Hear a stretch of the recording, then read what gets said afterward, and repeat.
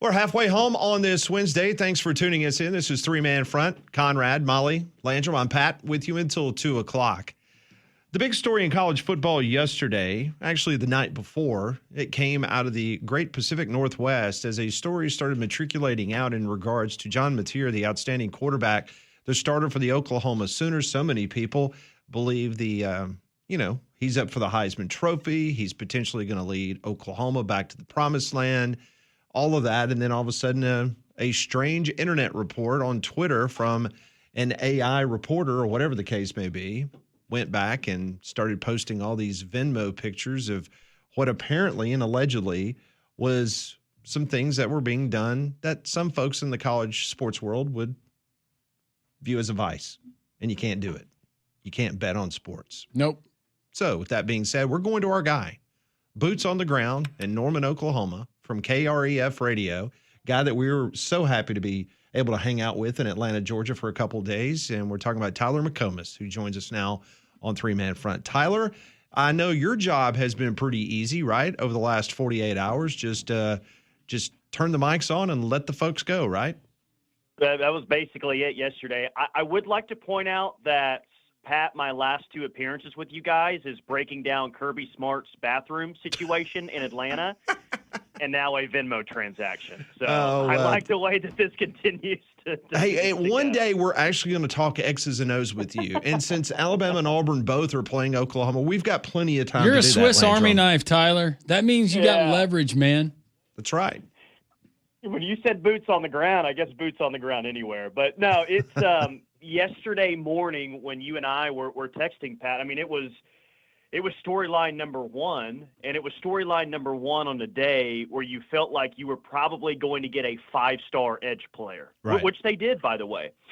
And even when they got the 5-star edge player earlier in the afternoon, that John Mateer, that's what I led the show with. It continued to be the big story. But as the day went on, and really after Mateer put out a statement and OU put out a statement, you really saw it die down. And it died down last night. It's died down into today. I can't say for 100% certainty that nothing is going to happen here because OU is taking this seriously and they're looking into things. But you really can't prove anything. Like if you found out that he had a DraftKings or whatever betting service you want to plug, if he had an account there, then that's a totally different story. But as other Venmo transactions were pulled up, sometimes you just say stupid things to your buddies when you have to pay them money or you're paying them money. So it was a huge story yesterday. I think everyone got panicked because, and this has been well documented, we've talked about it, after all the injuries last year, for a few hours, it was, oh my gosh, this program cannot catch a break. We're about to have our starting quarterback suspended. Luckily, I don't think that that's going to happen around here now. All right, so let's talk about the situation. Up until that the Twitter report came out, was there any inkling at all? Was there a rumor or a whisper from anyone around that program that this was coming? No, nothing. I think that initial tweet that got put out, everyone saw it, and it just kind of – we're all in training camp, and we're all just waiting for the season to start. So I feel like any college football headline now is really just going to spread like wildfire at this point, and there was no other story going on. But no, there was no inkling whatsoever, and I saw it initially and thought, okay, this is just some dumb internet rumor. And then you look up about 90 minutes later, and it's all over the place, and you find out that, hey, OU is certainly aware of this, and they are taking it seriously and looking into it. It's kind of crazy how quickly that thing caught on fire. I know, Tyler, that you said, and a lot of Oklahoma fans would probably agree with you, but what does your gut tell you? Because you can read the text and you put sports gambling on there. You put in parentheses a specific game. Not that it matters in the grand scheme of things. Does your gut tell you that it was probably an innocent, maybe low wager bet? Yeah, and maybe not like, they're using a betting service, but maybe, hey, yeah, I bet you $5 that USC goes down and scores on this drive. Sure. Or, hey, I bet you $5 UCLA goes down and scores. Maybe it was something as innocent as that. I did bring up yesterday with the hate that's still here for Lincoln Riley. John Mateer could be even more of a legend if he just said that he bet on UCLA. People out here would love him even more if he was betting against Lincoln Riley. But, I mean, there's no real way of knowing, and that's the big reason why I don't think if anything did happen, nothing will come out of this. But, yeah, maybe it's just a couple of guys hanging out. Hey, man, I bet you $1. I bet you $5 they go down and score here. It may have been just as easy as that. And, Joel Klatt had a really good tweet yesterday. So he says, let me get this straight. We're going to turn college football into a lawless free-for-all with large sums of money flowing to players who can be free agents twice a year, but then we're going to gasp about a Venmo description from 2022. It's like, yeah, that's a good way to put it. No, and talking about just two friends making a harmless bet, I mean, that was just like when Landrum and I were in Atlanta, and I was sitting there, and I said, listen, I bet you $1 that Tyler McComas is in the bathroom with Kirby Smart. And, and Landrum had to pay me $1. You cashed in on that. Hopefully they paid up. And Landrum did. He paid me $1. Yeah. So I appreciate that. We also had a bet on who washed their hands. We will not. Yeah, we're not going to disclose that. Disclose that. Yeah. I wonder what the odds line was on that. I'd be interested in now. Okay, so that's in the rearview mirror. Let's talk about fall camp. How's it going in Norman? A lot of folks fired up. I know that the streak from 1999 was broken, that they did not make the preseason top 25 poll. Your thoughts on what you're hearing about this team that's got a very difficult schedule ahead of them? So it's going to be a defensive-led team again. It's going to be defensive dominant like it was last year, but you're hoping that the offense can be not just better, but a lot better than a year ago. So I think the reports that people are hoping to hear out of camp or their scrimmages is that if the offense doesn't dominate, then it certainly has its moments and it looks pretty even. And I would say the defense has gotten the better of the offense throughout the entirety of training camp thus far. But the offense has had their moments against a very good and a very deep defense, and I think that that's very promising to hear. And they've had their moments because of John Mateer. And some of these wide receivers are not only available, but they're being consistent from practice to practice and scrimmage to scrimmage. Everyone just kind of any sort of a injury that's out there, everyone kind of gets really shaken because of what happens last year. So you've had some very minor injuries on the offensive side, a couple of concussions on the O-line, a couple of wide receivers dinged up here and there, but nothing serious. You haven't had the serious injury just yet, which for a lot of people, that in itself makes this training camp a success thus far. But I think if you're an OU fan, you've got to hope that the offense really has its moments against a defense that I think is going to be one of the best in the SEC. Cole Kublik says they got the best defensive line in the SEC this year. He thinks that's going to be the case.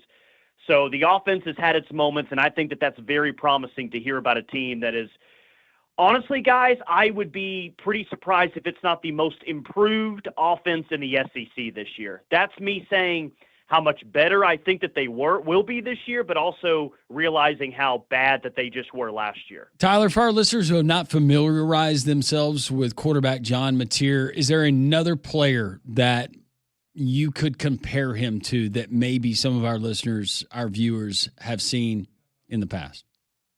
This is the popular one, and it's not a prediction that he's going to win the Heisman Trophy, but it's more about his attitude, the swagger that he's brought to the program, just kind of, what kind of guy he is, and yeah, a little bit how he plays. The Baker Mayfield comparison has been going on this offseason. Now, that came out initially, and I think the coaching staff and guys like Jim Nagy, the GM, were trying to calm that down really quick because the hype really got out of control with him, especially when you compare him to Baker. But that's probably the closest thing that you've had because he is a gunslinger. He can throw from different arm angles. He is a guy that was really good running the football last year at Washington State. I think overall he's a better runner than what Baker was. But like Baker, John Mateer is really good at getting outside the pocket, extending the play, and instead of throwing the ball away or taking an 8-yard loss for a sack, he's good at extending the play and maybe finding someone down the field for 10 or 15 yards. So, no, I'm not predicting him to win the Heisman Trophy, and I'm not saying that he's going to be as good as Baker Mayfield. But if you're looking for a style, if you're looking for kind of the attitude and swagger that Baker had, I think he's the closest comparison to anyone that they've had here recently. That's for sure. All right. So as you departed Atlanta and you have gotten back to Oklahoma and you have been able to kind of digest what you were able to consume in Atlanta, you were able to talk to people around the league. And when the SEC media poll came out, did you agree, disagree? What do you say in regards to maybe the top 4 teams that you're anticipating for this year's SEC season? Well, in terms of OU, Pat, like what everyone else was talking to me about or asking me about OU, like just the overall tone that I heard from you and, everyone else, the overall term did not match the actual ranking that I saw once we got back. I agree. I was very surprised that they were as far back as they were. Now, I think that they're going to be better than that, and Florida finished in that exact same spot last year. I think Brent Venables needs to be better than what Florida's record was a year ago. I think that they're going to need to have a better year. But yeah, I didn't think that they'd be top 4. I didn't think that they'd be top 5. I thought they'd be somewhere in the neighborhood of maybe 6, more than likely 7 or 8. But all the way back at 10 surprised me a little bit. In terms of the top 4, I told you guys I think it's LSU and Alabama going to play in the SEC title game. Texas, just by virtue of their schedule, maybe they make it to Atlanta just because of how easy it is in SEC play. But I think the 2 best teams in the league, and, this is saying if Garrett Nussmeier's healthy all the way, I think it's LSU and Alabama. So I probably would have had those 1-2, put Texas in there somewhere in the top 4, and probably rounded out with Georgia. Outside of the SEC, but people in your state, what's the buzz in Stillwater? They're going to be better than they were last year? Because I don't know if they can get much worse. It's a fascinating question just outside if they're going to be better or worse, because, this has always been a state where the 2 in-state teams are in the same conference, but obviously one has the majority of fans over the other. And maybe because I do a show that's predominantly OU football, though we do talk SEC football and just college football in general, it's almost if their spotlight talking about Oklahoma State has faded significantly because they're in the Big 12 and not in the SEC. I don't think that they get as much. I'm telling you guys, I don't think that they get as much coverage now. And not that they got the same amount of before, but they've really faded off. Maybe that's because they're in the Big 12. Maybe that's because they were winless in the Big 12 last year. But to answer your question, I don't hear a whole lot of hope and excitement about Oklahoma State being a 9-win football team. Maybe this time around they win a Big 12 game, but I think their over-under win total is like 5.5. I think Mike Gundy, one of the longest tenured head coaches in college football, is clearly on the hot seat. And if he didn't get to like 7 wins or something, I think Oklahoma State could be looking at a head coaching search for like the first time since about 2004. Wow. That says a lot. That is Tyler McComas. Outstanding job covering the Oklahoma Sooners, the rest of the state of Oklahoma, and now the SEC. You can hear him this afternoon there on KREF Radio. Tyler, always great to catch up with you.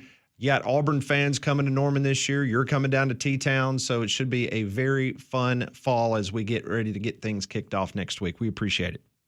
Yeah, you bet. Real quick, since I am coming to Tuscaloosa, does Conrad run the music at the games? Because I'm wondering if the Gambler's going to play. The whole Cam Newton treatment. I wonder if the Gambler's going to play. That would be a great idea. Conrad's all hip-hop. Yeah, I'll be the one screaming Moneyline Mateer from the press box, Tyler. That's how you know it's me. That is the nickname that's caught on here, by the way. And you cannot miss Conrad, as you know, because you saw him in Atlanta. He wears those disgusting shoes, those Crocs, those whatever he's wearing. You can't miss him. So, Tyler, did you see the shoes? The Gambler over and over. Did you see the shoes when we were? I can't remember if you were walking back to the hotel when. No, it was Ty. Ty Richardson's the one that just absolutely just lambasted Conrad for wearing those. Now, what are they called again? Maybe Tyler probably knows. They're just Yeezys. Yeezy Crocs. Yeah. Yeah. That's what Tyler called them.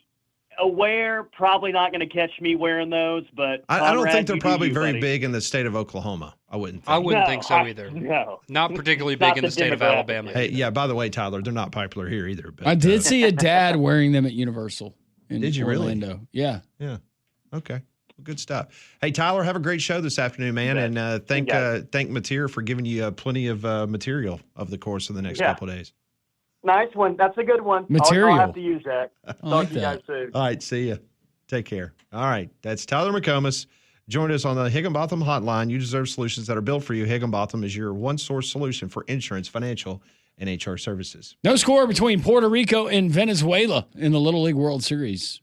That's all we'll mention on that. Three-Man Front continues.